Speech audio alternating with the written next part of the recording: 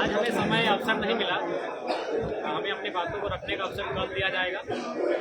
और जहां तक बजट का प्रश्न है, निसंदेह विगत वर्ष की तुलना में इस बार का बजट में बढ़ोतरी हुआ है, लेकिन प्रश्न यही है कि बजट तो पारित हो जाते हैं, बजट सुनने में, पढ़ने में, लोगों को बताने में भी बहुत अच्छा लगता है, लेकिन धरातल और सच्चाई में विगत 25 वर्षों के बजट का अध्ययन करके आया हूँ।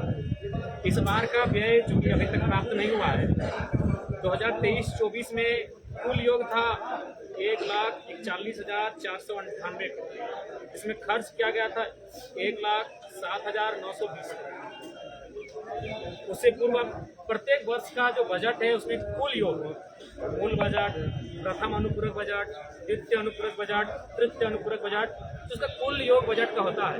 उस राशि और खर्च की गई जो राशि का अगर आप अध्ययन करते हैं तो हमें लगता है बहुत सारी राशियां छूट जाती हैं। तो सवाल यह होता है कि विधायिका यानी माननीय वित्त मंत्री महोदय, सरकार का बजट विधायिका के माध्यम से पारित तो हो जाता है, लेकिन कार्यपालिका अपनी शक्तियों का वास्तविक रूप से निर्वहन ठीक से नहीं कर पाने के कारण इस बार भी जो विगत वर्ष है वित्तीय, उसमें मात्र 65% हम लोग खर्च कर पाए हैं, जो कि काफी चिंताजनक विषय है।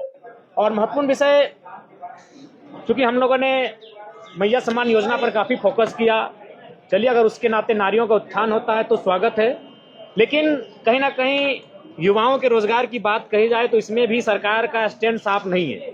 उसके लिए आप देखेंगे हमारा जो स्थापना व्यय होता है, जिसमें पिछले वित्तीय बजट और इस वित्तीय बजट में विशेष कोई अंतर नहीं है। इसका मतलब सरकार रोजगार को लेकर, युवाओं के भविष्य को लेकर विशेष चिंतित नहीं है। दूसरी बात, आज अगर राज्य में सबसे ज्यादा चर्चा सदन में किसी विषय पर हुआ तो स्वास्थ्य को लेकर हुआ। अगर स्वास्थ्य की अगर हम बात करें तो नेशनल हेल्थ पॉलिसी 2017 कहती है कि किसी भी राज्य का जो स्वास्थ्य पर बजट होना चाहिए वो कम से कम न्यूनतम 8% होना चाहिए, लेकिन हमारे राज्य का स्वास्थ्य पर जो बजट है वो 5.6% है, जो कि चिंताजनक विषय है। मैं आपके माध्यम से, लोकतंत्र के चौथे स्तंभ के माध्यम से सर्वप्रथम माननीय स्वास्थ्य मंत्री को ये संदेश दूंगा कि वो सबसे पहले प्रयास ये करे कि रिम्स के तर्ज पर, क्योंकि आज के दौर में रिम्स का वजन काफी ज्यादा हो चुका है, रिम्स के तर्ज पर कम से कम प्रत्येक प्रमंडल में एक एक अस्पताल का निर्माण हो। ये मैं स्वास्थ्य मंत्री को आपके माध्यम से संदेश देना चाहूंगा। और बिल्कुल स्वास्थ्य के बजट में कहीं ना कहीं कटौती है, जो कि नेशनल पॉलिसी 2017 भी कहती है कम से कम न्यूनतम 8% होना चाहिए, जो कि हमारी सरकार उस दिशा में फॉलो नहीं कर रही है। उसके धन्यवाद। कल आपका, हाँ कल हमारा।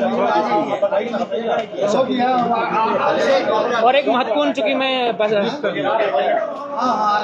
सरकार अभी भीतर दिव्यांग पेंशन, वृद्धा पेंशन और विधवा पेंशन का महिमा मंडन कर रहे थे, और वो राशि जो गिना रहे थे 1,449 करोड़।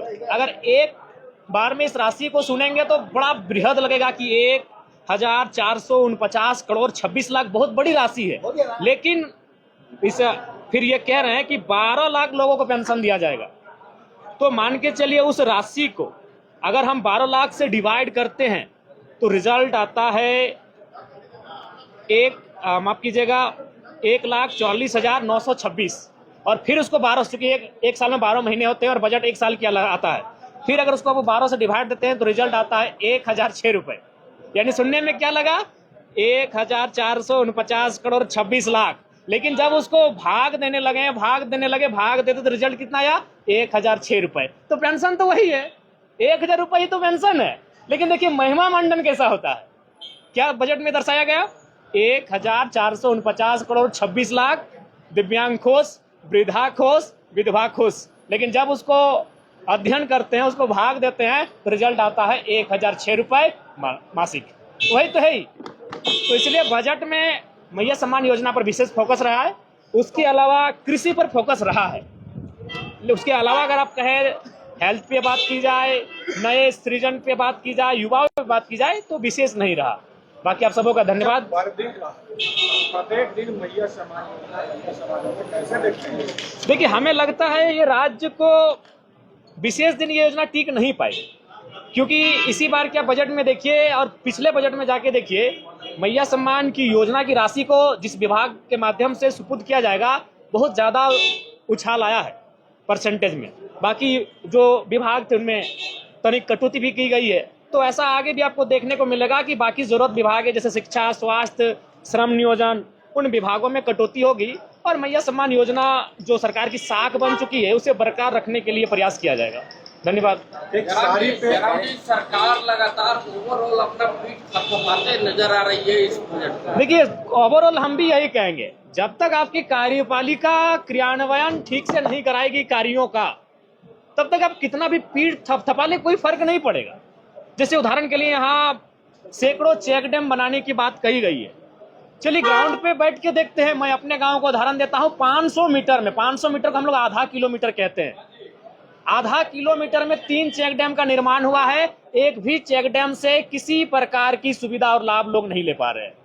तो बात वही है कि योजनाएं टेंडर के माध्यम से लाखों आ जाएंगी धरातल पर, कार्य भी होगा, लेकिन वो केवल और केवल कुछ लोगों के पास, कुछ लोगों की जेब में जाने का काम होता है। इसलिए कार्यपालिका अगर दुरुस्त नहीं होगी तो ठीक उसी प्रकार विधायिका और 10% इजाफा करके बजट को क्यों ना पारित करे। जब खर्च आपको 65% ही करना है तो फिर महिमा मंडन करने की कोई आवश्यकता नहीं है। धन्यवाद। धोती साड़ी की बात हो रही थी, उस पर कमेंट आया विधायक पे कमेंट करना कि आप कितनी अच्छी लग रही हैं। नहीं, ऐसा नहीं होना चाहिए। पर्सनल किसी पर सदन के भीतर एक गरिमा होती है। अगर आप बाहर कभी किसी मंच में भाषण में बोल दिए तो अलग बात है, लेकिन सदन में इस प्रकार मर्यादा रखना चाहिए, किसी पर व्यक्तिगत टिप्पणी नहीं होनी चाहिए। जयराम जी, सरकार ने 6 मेडिकल इंजीनियरिंग कॉलेज और टेक्निकल यूनिवर्सिटी बनाने की बात। देखिए, उसके लिए आपको ग्राउंड में सर्वे कीजिए। मैं जिस विधानसभा से आता हूँ वहाँ बहुत सारे कॉलेज, बहुत सारे स्वास्थ्य केंद्र बने हैं, लेकिन स्वास्थ्य केंद्र में डॉक्टर नहीं है और स्कूलों कॉलेजों में शिक्षक नहीं है। केवल वो टेंडर का काम आता है, जो विधायक हैं, मंत्री हैं, जो उनके करीबी हैं, उनको टेंडर सुपुर्द किया जाता है। तो इसलिए मैंने कहा कार्यपालिका दुरुस्त होगी तभी इस बजट का लाभ होगा, और नहीं तो फिर ये बजट उसी प्रकार से योजनाएं धरातल पर जाएंगी, काम होगा, फाइलें बनेंगी और फिर धन्यवाद। चलते चलते एक मात्र पुलिस कर्मियों के लिए वहाँ पे खड़े हैं, वो लोग कह रहे हैं कि मैया सम्मान योजना की जो बात हो रही है, ठीक है, तो कैमरे पे बोलेंगे नहीं, तो क्या इसी सम्मान योजना में हमारा दोपहर का खाना नाश्ता का पैसा चला गया, क्या नहीं मिल रहा? देखिए, हमने पहले कहा कटौती हुआ है, इस बात को कोई अस्वीकार नहीं करेगा। मैया सम्मान योजना की साख को बचाने के लिए बाकी विभाग की कटौती हुई है, ये सत्य है।